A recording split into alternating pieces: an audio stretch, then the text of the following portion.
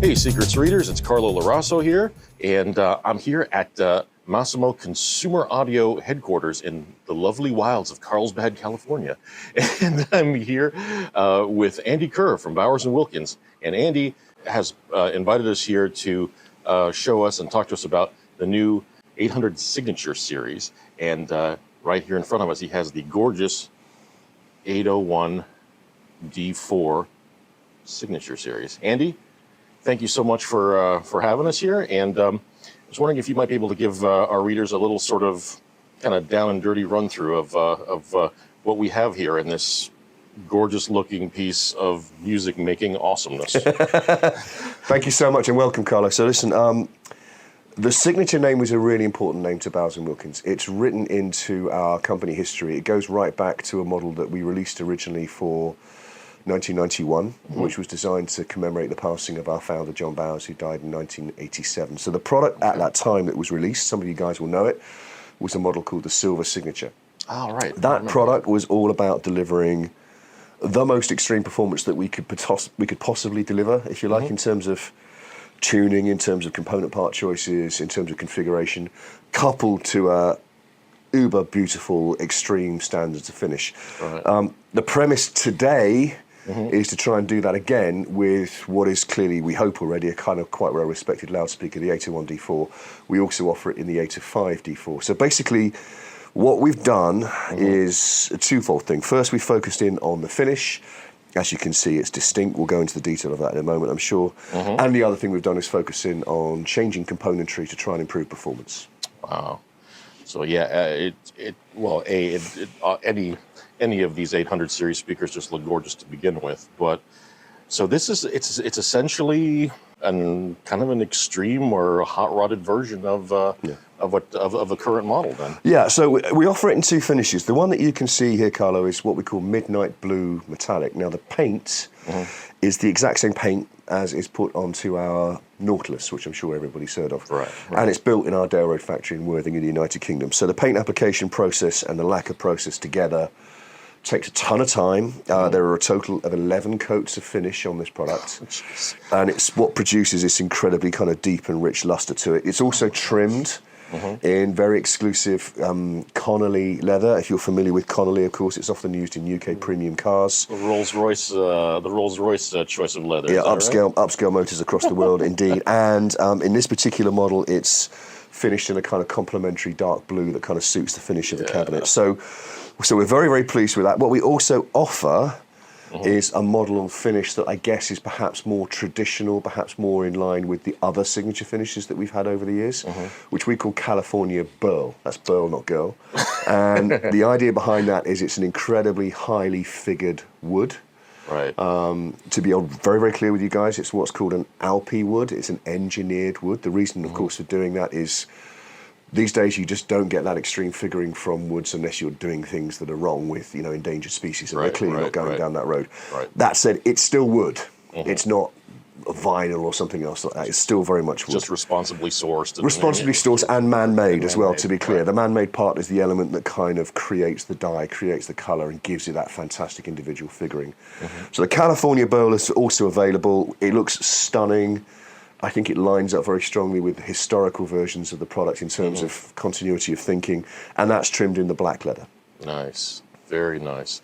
So we definitely have the updates in the finish and stuff. What about in terms of the drivers and the internals? Great question. So there's three areas of focus here. The first one is on the cabinet. Okay. So the cabinet, as I'm sure you know, is already very highly stiff anyway. Oh yeah. In that intent of trying to produce a cabinet that doesn't vibrate, that doesn't resonate, that doesn't produce unwanted noise. So what we've done here in the signature versions of it is remodel the aluminium top plate here at the top of the cabinet to create a new structure which is even more highly stiff and at the same time which is damped. So underneath this leather plate here, there is some new damping material which works in conjunction with the aluminium to create not only a highly stiff but a non-resonant structure at the top. By reducing the resonance, we're taking out critical noise in an area right underneath the mid-range cone, and that translates into more openness and transparency through the mid-range. Very cool. Next part, as you can see, I hope from there, but we also have tight shots for you to use as well, is we have a new design of tweeter grill mesh. Now, our tweeter grill mesh model came in the first place in 2015, and of course the intent is that it stays in place, it's not designed to be removed, and that at the same time it protects the fragile dome whilst allowing as much energy out into the room as you can possibly get. It definitely looks like a noticeably sort of finer mesh. It is. That's exactly right. Great observation. So this newer version, essentially what we've done is slim down what we would refer to as like the struts, the legs of the structure. We've added these curved forms, which inherently create increased stiffness. As a result, the overall, what we call open area of the dome is increased, so it sounds, if you like, more spacious, more free, and at the same time it still retains that strength and that stiffness. So what that translates into is, in the case of both of these things, more resolution and openness through the mid-range, coupled to more detail and precision in the high frequency. Very, very cool. Next big change is here. Both of the base systems have been re-engineered, so the cones themselves are our famous carbon fiber aerofoil profile cone, which is a composite construction. So it's basically a foam core which is encapsulated by 2 carbon fiber skins, which makes it hyper stiff and very light, which is great from the point of view of accurate bass. In the case of a signature product, what are called motor systems, essentially the magnet assemblies, are re-engineered using a higher grade steel componentry, which reduces unwanted distortion through the bass and gives you a cleaner, more accurate sound.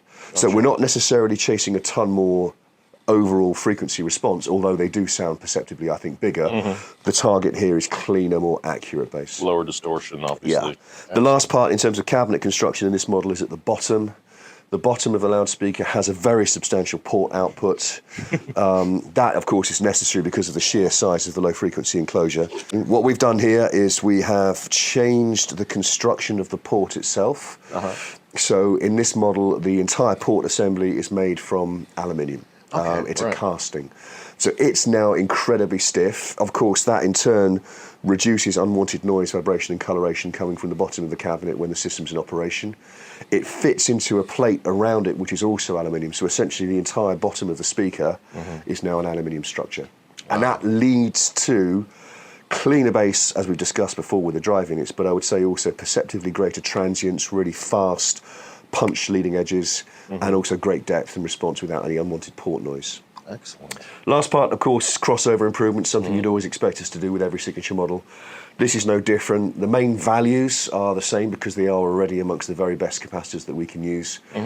We have, however, both retuned it and included a new design of bypass capacitor, which essentially is producing a cleaner signal than the current already very good design. And all of those things working together, as you've obviously heard for yourself, result in a better sounding loudspeaker. And a bunch of us were sitting in the demo here, and Andy was demonstrating the current version versus the signature version, and I was impressed that it wasn't as subtle a difference as I thought it would be. It was noticeable. Good. It was very noticeable, and I loved it. I thought it was awesome. Thank you so much. Appreciate it. So yeah, and do we have an availability time on these yet? Yeah, so we announced them globally on June 28th. The 801D4, this model, in either finish is $50,000 pair. The 805 is $12,000 pair. Availability starts from there. I expect in the first couple months we will probably have a greater quantity of the painted finish available than the wood finish. Essentially, the wood finish just takes us a ton longer to make. But of course, we're ramping up to try and deliver as much as we can, as quickly as we can. Very cool. Very cool. Andy, thank you so much for the time. And this is one hell of an amazing speaker. It's something else. Outstanding. Thank you very much. On behalf of everybody in SRE and the factory in the UK, thank you very much. Anytime.